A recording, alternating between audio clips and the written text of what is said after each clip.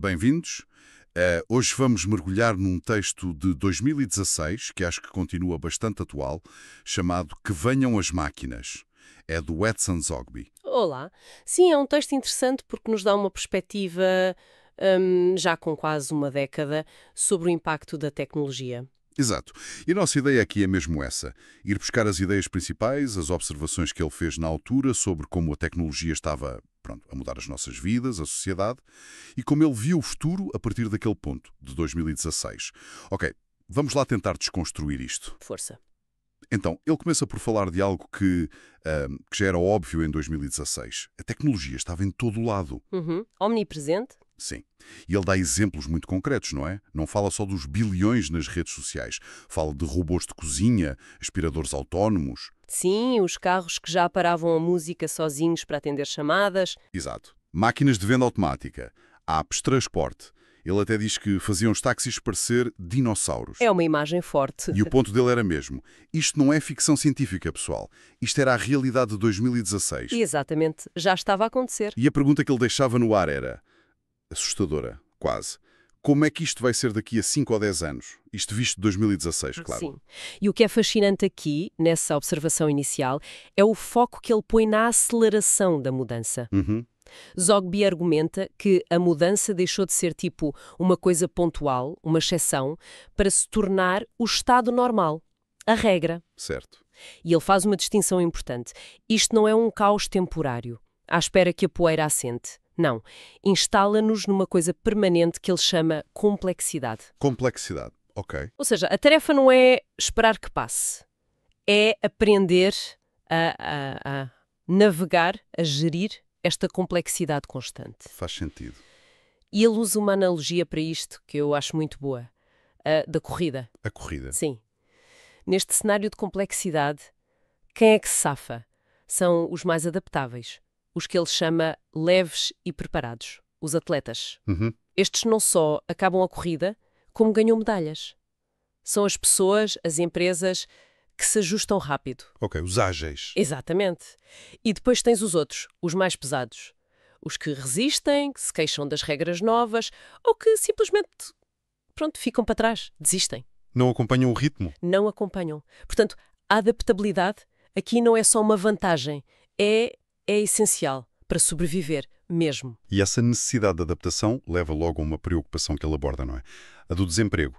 Ele associa essa preocupação aos humanistas. Sim, talvez podemos entender humanistas no texto dele como aqueles mais focados nas consequências sociais, humanas da automação. Certo. E a preocupação é clara. As máquinas a fazerem o trabalho das pessoas. Desemprego. Exato. Mas o Zogby, e isto é interessante, não fica só por aí, a constatar o problema. Ele lança um desafio a esses humanistas. Diz basicamente, olhem, em vez de só apontarem o dedo, porque é que vocês, que são humanistas, não ajudam a pensar... A pensar em quê? Em novas formas de viver. Novas formas de organizar a sociedade que partam do princípio que vai haver menos trabalho, pelo menos do trabalho tradicional. Ah, interessante. Quer dizer, em vez de serem só críticos. Serem parte da solução. Arquitetos da solução. Ok. Faz sentido. E ele sugere isto também porque via os governos na altura como, muito pouco preparados para esta mudança toda. Pois, essa era a sensação que ele transmitia. Sem dúvida.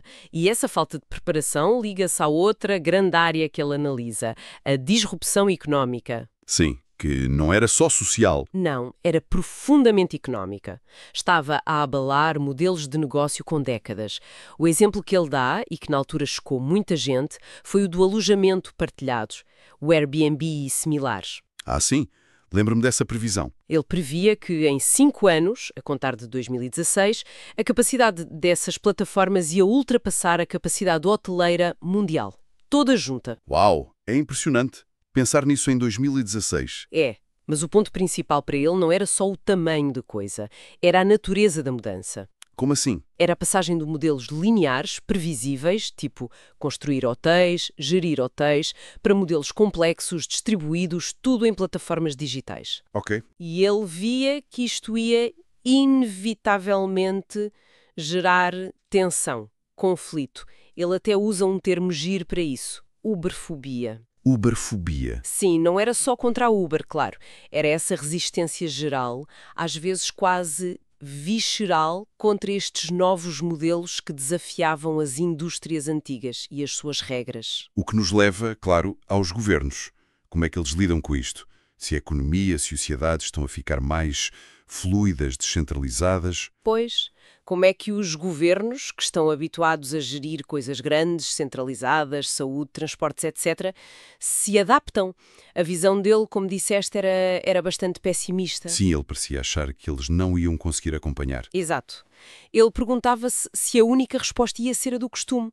Mais leis, mais regras, mais burocracia, numa tentativa de controlar algo que, na verdade, lhe escapava por ser demasiado rápido, demasiado distribuído. E aqui é que fica mesmo interessante a analogia dele. Ah, sim, a do xadrez. É muito forte. Diz lá como é. Ele diz que os governos estavam a jogar xadrez na iminência de tomarem um checkmate, mas sem se aperceberem do perigo. Estavam distraídos, então. Focados nas jogadas pequenas, táticas, de curto prazo, ele até critica o uso da teoria dos jogos para tentar manipular as massas. E porquê que ele critica isso? A teoria dos jogos não se aplica. Ele argumenta que não se aplica bem aqui, no caso da inovação disruptiva e do marketing moderno. Porquê? Porque a inovação e o marketing, quando juntos e com a tecnologia, podem mudar as regras do jogo completamente. Ou até criar jogos novos. Podem dar a volta às estruturas de poder, muitas vezes beneficiando os utilizadores, os consumidores, de formas que ninguém esperava e à margem das tentativas de controle do governo ou das grandes empresas. Ok, portanto, se ligarmos isto ao panorama geral. O que ele está a descrever é uma espécie de desfazamento brutal entre a velocidade da tecnologia e da sociedade e a capacidade de resposta das instituições de sempre. Estão a jogar jogos diferentes, quase. E essa ideia do poder estabelecido estar a jogar um jogo ultrapassado, ele também aplica à política mais direta, não é? Ele faz uma previsão curiosa. Ah, sim, a de que as máquinas podiam vir a substituir os séquitos dos políticos. Exato. O que é que ele queria dizer com isso? Bem, a lógica parece ser, se tens automação, análise de dados, mais eficiência, para que é que precisas daquelas estruturas enormes de apoio político que muitas vezes vivem de redes de influência, nepotismo, troca de favores? Se a tecnologia pode fazer as coisas de forma mais otimizada, mais transparente. Exato. Qual é o papel dessas comitivas todas? É uma provocação, claro. E ele acrescenta, com alguma ironia, que os próprios políticos nem pareciam notar esta ameaça ao seu ganha-pão tradicional. Sim, e atenção, estamos a apresentar a visão do autor como estava no texto de 2016. Claro, claro. Sem fazer juízos de valor. E no meio disto tudo, da disrupção, da aparente incapacidade de adaptação, o Zogby dá o que eles chamam uma dica aos imanistas, que me parece muito importante e que volta à questão do futuro do trabalho e da sociedade. Uma dica? Qual? Ele repara que as gerações mais novas, já em 2016, atenção, mostravam uma tendência cada vez maior para valorizar mais as experiências do que ter coisas. Ah, sim. Viajar, aprender, conviver. Mais do que comprar bens. Exatamente. Uma coisa que hoje se fala muito, mas que ele já notava lá atrás. E o que é que ele faz com essa observação? Ele pega nisso e lança uma questão mesmo fundamental. Será que esta mudança de valores não nos mostra um caminho? Um caminho para quê? Para reorganizar as sociedades. Será que podíamos pensar num futuro onde o foco não fosse tanto acumular bens, que gasta recursos, exige trabalho, mas sim procurar qualidade de vida, vivências que façam sentido? Isso levanta uma questão importante, a da desmaterialização, talvez. Exatamente. Uma possibilidade de desmaterializar a economia e até a nossa ideia do que é ter sucesso, do que é bem-estar. É uma pista para pensar para além do consumismo. Uma pista que leva à ideia final do texto dele, que é talvez mais filosófica. Sim, ele sugere que neste futuro moldado pela tecnologia e por esta possível mudança de valores, as máquinas mais importantes, as mais desejadas, não seriam os símbolos de status, os de riqueza óbvia. Sim, é uma imagem forte.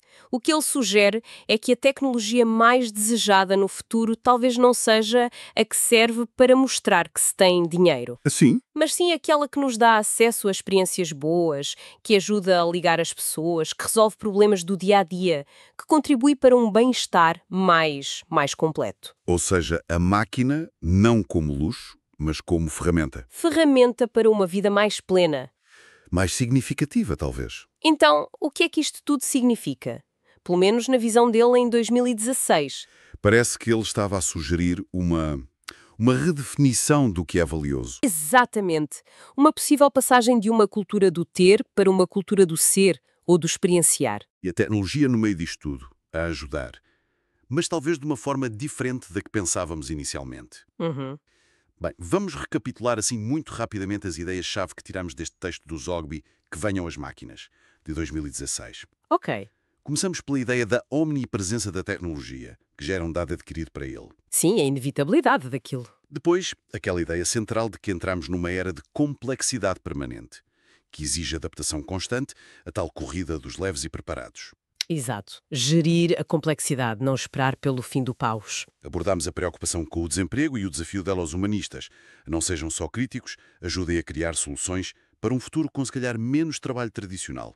Uhum. Serem proativos. Vimos a disrupção económica brutal, o exemplo do Airbnb, a Uberfobia. E a dificuldade que ele antevia para os governos acompanharem, o tal jogo de xadrez em que podiam estar prestes a levar checkmate, sem saberem. Falamos ainda do possível impacto na política, a tecnologia a minar talvez o nepotismo e, muito importante, a observação sobre a mudança de valores.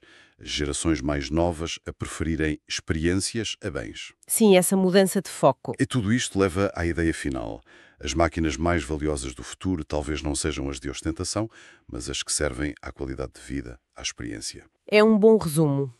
E se calhar, para terminar, fica uma reflexão, pegando nisto 2016 e trazendo para hoje e para o futuro. Força. Se ele já via a tendência de valorizar experiências em 2016, como é que isso evoluiu até agora? Consolidou-se mesmo? Mudou? E que impacto é que isso está a ter, ou pode vir a ter, na forma como organizamos o trabalho, o consumo, as cidades? Estamos mesmo a ir nessa direção de uma sociedade mais focada na qualidade de vida? Ou foi só uma ideia bonita que outras coisas atropelaram? É uma boa pergunta. Ou então, voltando à analogia do xadrez, será que hoje estamos mais conscientes desse checkmate tecnológico e social que ele previa? As instituições, as empresas, nós, percebemos melhor os desafios e as oportunidades desta complexidade toda? Ou continuamos, de certa forma, a jogar pelas regras antigas, distraídos com as jogadas do dia-a-dia sem ver a escala da transformação? Ficam as perguntas no ar para continuarmos a pensar.